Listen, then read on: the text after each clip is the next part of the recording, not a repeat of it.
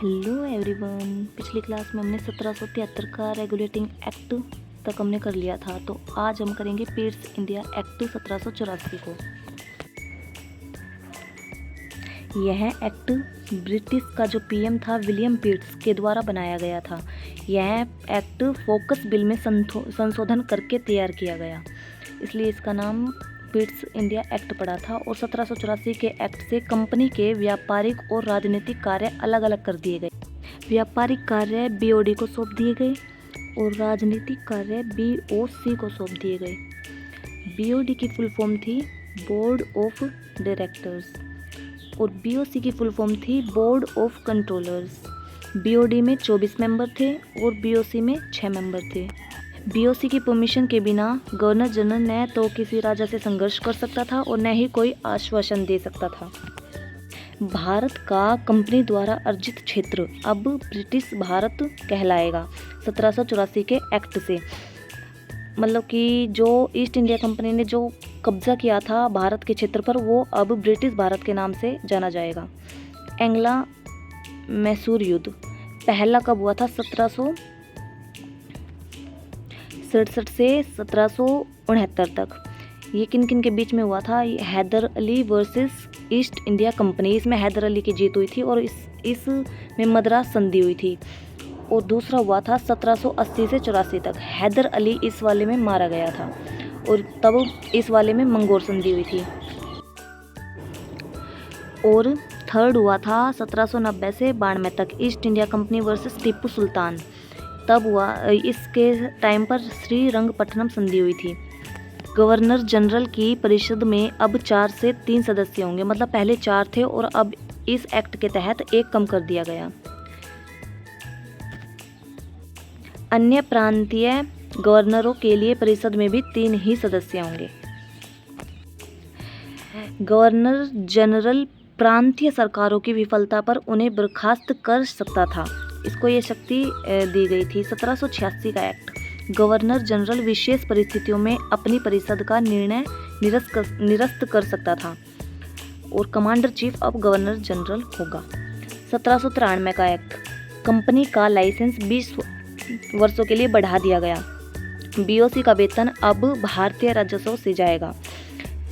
Charter act 1813, देखो ये important चीज़ है। महाद्वीपीय व्यवस्था नियम किसने दी थी? तो ये दी थी नेपोलियन बोनापार्ट ने। तो ईस्ट इंडिया कंपनी का व्यापार पर एकाधिकार किस एक्ट से ख़त्म किया गया था? 1813 के एक्ट से ख़त्म किया गया था। ईसाई मिशनरियों को भारत में धर्म प्रचार की छूट दे दी गई थी। भारत की पहली चर्च सेंट थॉमस चर्च, जो कि केरल में है, 52 AD में बनी थी। भारत में आने वाला पहला ईसाई मिशनरी कौन था? Thomas the apostle. भारत में पहली यूरोपीय शैली का चर्च कौन सा है? Saint फ्रांसिसी church. 1818 में श्रीरामपुर, जो कि वेस्ट बंगाल में है, मिशन के तहत बैप्टिस्ट मिशन कॉलेज की स्थापना हुई थी और इस मिशन का मुख्य बिशप कौन था? कैरी। और 1 लाख रुपए वार्षिक शिक्षा पर खर्च होंगे, मतलब भारतीय शिक्षा पर 1 लाख रुपए हर वर्ष खर्च किए जाने का प्रावधान किया गया। चार्टर एक्ट 1833 आईपीसी की नींव इसी एक्ट से। बंगाल का गवर्नर जनरल अब भारत का गवर्नर जनरल होगा। देखो, बंगाल का आखिरी गवर्नर जनरल और भारत का प्रथम गवर्नर जनरल कौन था? विलियम बेंटिक था। और गवर्नर जनरल और उसकी परिषद पूरे भारत के लिए विधि बनाएगी। गवर्नर जनरल की परिषद में 4 सदस्य होंगे, मतलब 1784 का जो एक्ट था उसके तहत 1 कम किया गया था, अब फिर से 1 बढ़ा दिया गया। फोर्थ कौन था? मैकॉले बना था और एक शर्त थी कि वो कानून का जानकार होना चाहिए। मैकॉले 4th सदस्य बना था और इसको वोट का अधिकार नहीं था। और प्रथम विधि आयोग 1834 में बना था, इसका अध्यक्ष बना था मैकाले। और स्वतंत्र भारत का प्रथम विधि आयोग कब बना था? 1955 में बना था। अध्यक्ष बना था मोतीलाल चिमनलाल सीतलवाड़।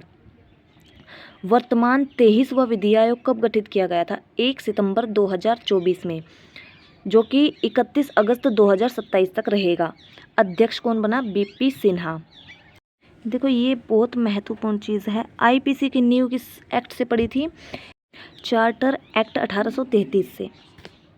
फुल फॉर्म है इंडियन पेनल कोड, भारतीय दंड संहिता। 1860 की है ये, बट 1 जनवरी 1862 को लागू हुई थी।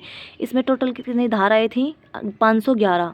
और अब आईपीसी की जगह बीएनएस लागू किया गया। 2023 में बीएनएस को लागू किया गया था और इसमें कुल धाराएं हैं 368। कंपनी का व्यापार पर अधिकार पूर्णतः खत्म कर दिया गया था। सिविल सेवा में खुली भर्ती का प्रयास किया गया। दास प्रथा का उन्मूलन खत्म किया गया। दास प्रथा को अवैध कब घोषित किया गया? 1843 में। देखो, अगर ये पूछा जाए दास प्रथा कब खत्म, किस एक्ट के तहत खत्म हुई थी, तो 1833 आएगा। अगर ये पूछा जाए दास प्रथा को अवैध कब घोषित किया गया था, तो 1843 बताना है। चार्टर एक्ट 1853 ये अंतिम था। इससे आगे अधिनियम आएंगे। चार्टर एक्ट यहीं तक था, ये अंतिम है, आखिरी 1853 का। गवर्नर जनरल की परिषद में 6 अतिरिक्त सदस्य जोड़े गए और अन्य 2 सदस्यों के जोड़े जाने का प्रावधान था। सिविल सेवकों की भर्ती प्रतियोगिता के आधार पर होगी। बीओडी के सदस्य घटाकर 18 किए गए। पहले कितने थे? 24 थे, और अब घटाकर कितने किए गए? 18 किए गए। तो डेली रिवीजन मस्त है भाई, आपको डेली रिवीजन करना है। Okay, thank you so much.